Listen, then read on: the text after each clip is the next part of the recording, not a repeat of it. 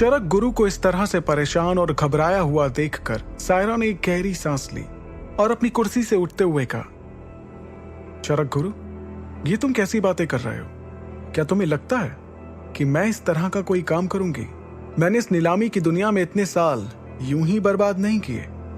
मुझे सब मालूम है कि मुझे किसके साथ क्या करना है। सायरा के मुंह से ये बात सुनकर चरक गुरु ने राहत की सांस ली और कहा, उम्मीद करता हूं कि ऐसा ही हो। मैं तो बस तुम्हें बताना चाह रहा था कि बरसों पहले मेसिडोरिया शहर में क्या हुआ था।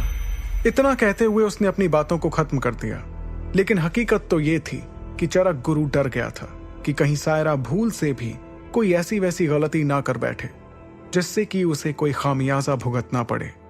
उधर दूसरी तरफ ध्रुव नीलामी महल से बाहर निकलने के बाद सीधे बाजार चला गया और वहां से कुछ जड़ी बूटियां लेकर शौर्य महल पहुंचा। महल पहुंचकर अपने कमरे में आने पर उसने तुरंत दरवाजा बंद किया और उसके पास जो सामान था उसे अलमारी के अंदर रख दिया।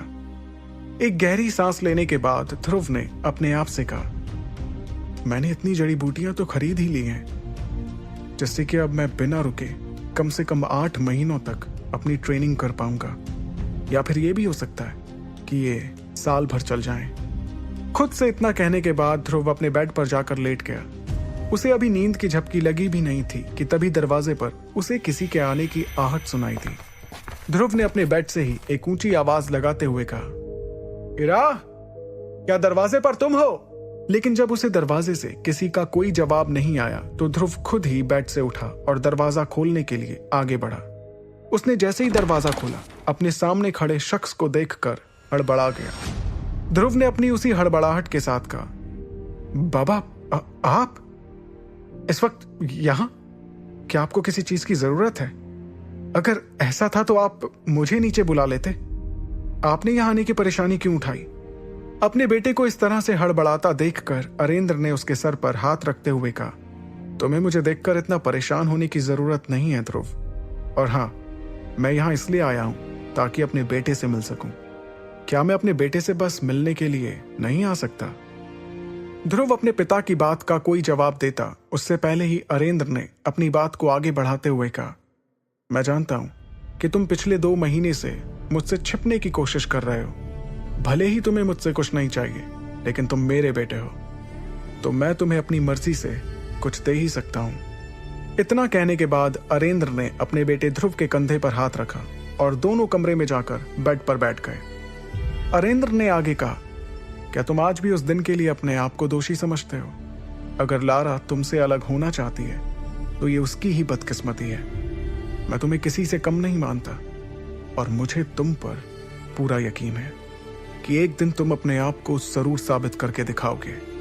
अपने पिता के मुंह से ये बात सुनने के बाद उसकी हड़बड़ाहट दूर हो चुकी थी और उसने अपने पिता की बात का पूरे जोश के साथ जवाब दिया, हाँ बाबा, 3 साल बाद मैं जरूर लारा का मुकाबला करने के लिए मैदान में उतरूंगा और सबको साबित करके दिखा दूंगा कि मैं भी किसी से कम नहीं हूं। इतना कहने के बाद ध्रुव ने अपने पिता के चेहरे की तरफ देखा।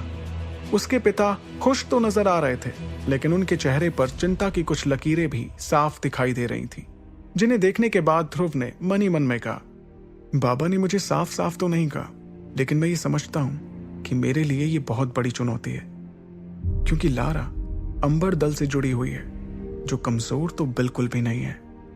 मन ही मन इतना सोचने के बाद ध्रुव अपने पिता की ओर देखकर मुस्कुराया और उनसे कहा, बाबा, मैं जानता हूं कि कुछ ऐसी चीजें हैं जिनसे मुझे खुद निपटना होगा, लेकिन आप इसके लिए बिल्कुल भी परेशान ना हो, मैं सब कुछ संभाल लूंगा। अपने बेटे को इस तरह से बातें करते देख अरेंद्र को बहुत अच्छा लगा और उन्होंने उससे कहा, तुम बिल्कुल मेरी तरह ही हो। अगर आज तुम्हारे दोनों बड़े भाई यहां पर होते तो तुम्हें इस तरह से बातें करते देखकर उन्हें बड़ी खुशी होती। अरेंद्र ने ध्रुव की आंखों में आंखें डालते हुए अपनी बात को पूरा करते हुए आगे कहा, बेटा, अब तो मैं उस दिन का इंतजार कर रहा हूं जब लारा का पूरा परिवार इस रिश्ते के समझौते के लिए दोबारा मेरे पास आएगा। अपने पिता की इस बात पर ध्रुव ने एक भरोसे के साथ हां के इशारे में अपना सिर हिलाया, क्योंकि इस वक्त वो इससे ज्यादा कुछ कर भी नहीं सकता था। ध्रुव से इतनी बातें करने के बाद अरेंद्र बेड से उठकर उसके कमरे से बाहर जाने के लिए अपने कदमों को बढ़ाने लगे। अगले ही पल उन्हें कुछ याद आया और उन्होंने रुकते हुए कहा, अरे बातों बातों में जिस खास चीज के लिए मैं तुमसे मिलने आया था उसके बारे में तो बात करना ही भूल गया। ध्रुव ने तुरंत कहा, हाँ बाबा बताइए ना, आप किस खास चीज के लिए मुझसे मिलने आए थे? तब अरेंद्र ने अपनी जेब से एक हरे रंग की शीशी निकाली और कहा, मैं तुम्हें यह देने के लिए आया था, तुम इसे मेरी तरफ से एक तोहफा समझो।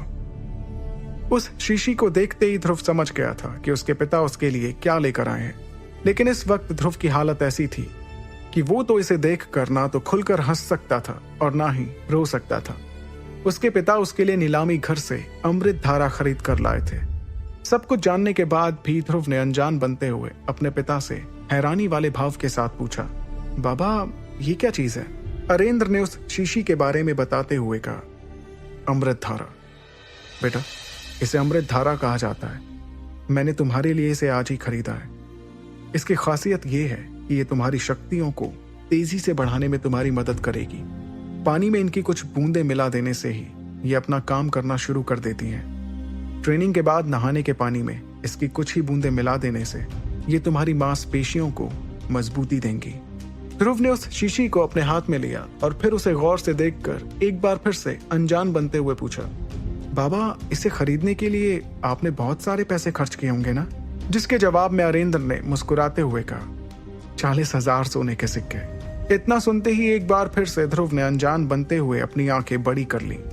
इस पर अरेंद्र ने कहा, हाँ मैं जानता हूँ कि ये कीमत कुछ ज्यादा है, लेकिन अगर ये तुम्हारे लिए काम आ जाती है तो फिर मुझे ऐसा लगेगा कि मेरे लिए इस अमृत धारा को लेना एक फायदे का सौदा रहा। इस पर ध्रुव ने हैरानी के साथ कहा, आपने सिर्फ इस अमृत धारा को खरीदने के लिए 40,000 सोने के सिक्के खर्च कर दिए। जब इस बारे में हमारे दल के दूसरे बड़े लोगों को पता चलेगा तो वो लोग आपसे इस बात के लिए बहस कर सकते हैं, आपको परेशान कर सकते हैं। ध्रुव को इस तरह से अपने लिए फिक्रमंद होता देखकर अरेंद्र ने इत्मीनान से कहा, ध्रुव बेटा तुम्हें इस बात के लिए परेशान होने की जरूरत नहीं है। और हाँ, तुम इस बात को क्यों भूल रहे हो कि मैं शौर्य दल का लीडर हूं। वो लोग ज्यादा से ज्यादा मुझ पर इसके लिए नाराज हो सकते हैं, इससे ज्यादा कुछ भी नहीं कर सकते। खुद के लिए अपने पिता का इतना प्यार देखकर ध्रुव ने उन्हें भरोसा दिलाते हुए कहा, बाबा आप मुझ पर भरोसा रखिए। अगर हमारे दल के कुछ लोग आप पर इस खर्च के लिए नाराज भी हो गए तो उन्हें उनकी नाराजगी का जवाब मैं अपने मुकाबले के जरिए दूंगा। अगले साल होने वाले यूथ सेरेमनी में जब वो लोग मेरा मुकाबला देखेंगे तो उनकी सारी नाराजगी दूर हो जाएगी। अपने बेटे का यह विश्वास देखकर अरेंद्र को बहुत खुशी हो रही थी। हालांकि उन्हें इस विश्वास के पीछे की हकीकत मालूम नहीं थी। उन्होंने मुस्कुराते हुए कहा, मुझे तुम्हारा यह आत्मविश्वास देखकर बहुत अच्छा लग रहा है। मैं एक बार फिर से अपने उसी ध्रुव को देखना चाहता हूँ जो आज से 3 साल पहले था। अरेंद्र ने जाने से पहले कहा, ठीक है ध्रुव, अब मैं तुम्हारे आराम में और खलल नहीं डालूंगा, तुम जाकर आराम करो। और हाँ, अगर तुम्हें अपने बाबा से किसी भी मदद की जरूरत पड़े तो जरा भी हिचकिचाना मत, ठीक है? इतना कहने के बाद अरेंद्र शौर्य महल में नीचे उतरने के लिए आगे बढ़ने लगे। अभी उन्होंने ध्रुव को देखते हुए 1-2 कदम बढ़ाए ही थे कि उन्हें नीचे से शोर सुनाई देने लगा, जहां पर कुछ लोगों की भीड़ बड़ी ही बेसब्री से उनके आने का इंतजार कर रही थी। नीचे से आता हुआ भीड़ का शोर उन दोनों के कानों तक पहुंच चुका था। शोर सुनकर ध्रुव के चेहरे पर एक परेशानी नजर आ रही थी, तो वहीं दूसरी तरफ अरेंद्र ने उन आवाजों को सुनने के बाद ध्रुव की तरफ देखकर मुस्कुराते हुए कहा, देखा, मैंने तुमसे कहा था ना कि दल के कुछ बड़े लोग मुझे इस 40,000 सोने के सिक्कों के खर्च पर थोड़ा बुरा भला कहेंगे, लेकिन इससे ज्यादा कुछ नहीं। भले ही ध्रुव के पिता के चेहरे पर इस नाराजगी भरे शोर को सुनकर कोई शिकन नहीं दिखाई दे रही थी, लेकिन ध्रुव ने अपने पिता के बारे में फिक्र जताते हुए कहा, बाबा क्या मैं आपके साथ नीचे चलूं? अपने लिए ध्रुव की इस फिक्र को देखते हुए अरेंद्र ने कहा, नहीं ध्रुव, तुम्हें इसके लिए परेशान होने की जरूरत नहीं है। मुझे तो ये सब होने का पहले से ही अंदाजा लग गया था, मैं इन सबको संभाल लूंगा। ध्रुव से इतना कहने के बाद वो भीड़ को संभालने के लिए वहां से चले गए। इधर दूसरी तरफ अपने कमरे के अंदर जाने के बाद ध्रुव ने अपने पिता की ओर से दी हुई उस अमृत धारा की शीशी को अपनी मेज पर रख दिया। तभी उसका ध्यान कमरे के कोने की दीवार के पीछे छिपी एक लड़की पर गया। उस लड़की की परछाई को देखते हुए ध्रुव ने उसे पहचान लिया और कहा, इरा, क्या तुम्हें छिप छिप कर लोगों की बातें सुनना अच्छा लगता है? ध्रुव की आवाज सुनकर इरा उसके सामने आ गई और अपने सिर को हिलाते हुए उसने मुस्कुराते हुए कहा, ध्रुव, तुम्हारे बाबा जब तुमसे बात कर रहे थे तो मैंने देखा कि उनके चेहरे पर तुम्हें लेकर कई उम्मीदें हैं। इरा की बात को समझते हुए ध्रुव ने हाँ के इशारे में अपना सिर हिलाया और बेड पर जाकर बैठ गया। तभी इरा ने पास में एक कुर्सी को खींचा और ध्रुव के ठीक सामने रखकर उस पर बैठ गई। अगले ही पल उसने ध्रुव की तरफ देखते हुए उससे पूछा, अच्छा, मैं तो तुमसे दरअसल ये पूछने आई थी कि तुम मुझे दोपहर में कहीं दिखाई नहीं दिए। आखिर तुम उस वक्त कहाँ गायब हो गए थे? इरा के सवाल पर ध्रुव ने उससे नजरें चुराते हुए कहा, कहीं नहीं, मैं तो बस यूं ही टहलने के लिए थोड़ा बाहर चला गया था। उसके इस जवाब देने के तरीके पर इरा को उस पर थोड़ा शक हुआ। तब इरा ने उसके कपड़ों की खुशबू को सूंघते हुए कहा, अच्छा, ऐसी बात है? तो फिर मुझे यह बताओ कि तुम्हारे कपड़ों से किसी लड़की की खुशबू क्यों आ रही है? उसके सवाल पर ध्रुव को एकदम से खांसी आ गई और उसने थोड़ा रुकते हुए कहा, मेरे कपड़ों से किसी लड़की की खुशबू कैसे आ सकती है? इरा के सवाल का जवाब देते वक्त ध्रुव के चेहरे का रंग बदलने लगा था, लेकिन क्योंकि इस वक्त उसने अपने कमरे में कम ही रोशनी कर रखी थी, इसलिए वो और इरा एक दूसरे के चेहरे पर आने वाले हाव भाव को साफ साफ नहीं देख पा रहे थे। ध्रुव के इस जवाब को सुनकर इरा के चेहरे पर हंसी आ गई और अगले ही पल उसने अपनी हंसी को रोकते हुए कहा, अभी थोड़ी देर पहले मैंने ये भी सुना कि तुम अंबर दल को हराने के बारे में सोच रहे थे। अगर ऐसा है तो तुम मुझे भूलना मत, क्योंकि मैं हमेशा तुम्हारी मदद करने के लिए तैयार रहूंगी। अपनी मदद के लिए इरा को हमेशा इस तरह से फिक्रमंद देखकर ध्रुव के चेहरे पर हंसी आ गई और उसने बड़े ही प्यार से इरा के सुंदर चेहरे को अपने दोनों हाथों में कसकर पकड़ लिया। अगले ही पल इरा ने ध्रुव से पूछा, तुम इतना ध्यान से क्या देख रहे हो? कुछ नहीं, मैं तो बस तुम्हारी आंखों में ये देख रहा हूं, तुम्हें मेरी कितनी परवाह रहती है। अगले ही पल इरा ने ध्रुव से कहा, अच्छा, मुझे ऐसा लगता है कि अंबर दल में लारा का जो ट्रेनर है अधीरा, वो ही लारा को बिगाड़ रहा है। सब उसके बारे में बातें करते हैं कि वो एक बहुत ही अच्छा ट्रेनर है, लेकिन मुझे तो ऐसा बिल्कुल भी नहीं लगता।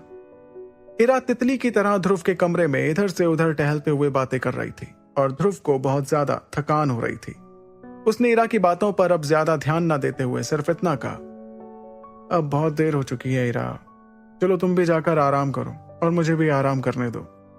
ध्रुव की इस बात को इरा ने ना चाहते हुए भी मान लिया और बाहर जाने के लिए हाँ के इशारे में अपना सिर हिलाया और फिर अगले ही पल उसके कमरे से निकलकर नीचे जाने लगी। इरा जैसे ही अपने कमरे की तरफ आगे बढ़ रही थी, उसे नीचे के एक कमरे में झगड़े का शोर सुनाई देने लगा। ये वही शोर था जो अरेंद्र की ओर से अमृत धारा पर किए गए 40,000 सोने के सिक्कों को लेकर हो रहा था। इरा ने इस शोर की वजह जानने के मकसद से अपने कदमों को उस कमरे की ओर मोड़ दिया। उस कमरे के पास पहुंचते ही अंदर से आती हुई आवाजों को सुनकर इरा को पूरा मामला समझ आ गया था। इरा ने अपने आप से कहा, अच्छा, तो इस वजह से ये लोग अरेंद्र अंकल को परेशान कर रहे हैं। अगले ही पल इरा ने अपने दाहिने हाथ को हवा में ऊपर की ओर उठाया। उसके हाथ में एक गोल्ड कार्ड था। इस कार्ड को 1 लाख सिक्कों के बराबर माना जाता था। अपने हाथ में उस कार्ड को लहराते हुए इरा कमरे के अंदर गई। इरा के कमरे के अंदर आते ही वहां मौजूद सभी लोगों का ध्यान अब उस कार्ड पर था। अब उस कमरे में पूरी तरह से खामोशी छा गई थी। अब सभी इरा के कुछ कहने का इंतजार करते हुए नजर आ रहे थे। आगे की कहानी जानने के लिए सुनते रहिए सुपर योद्धा, सिर्फ पॉकेट एफएम पर।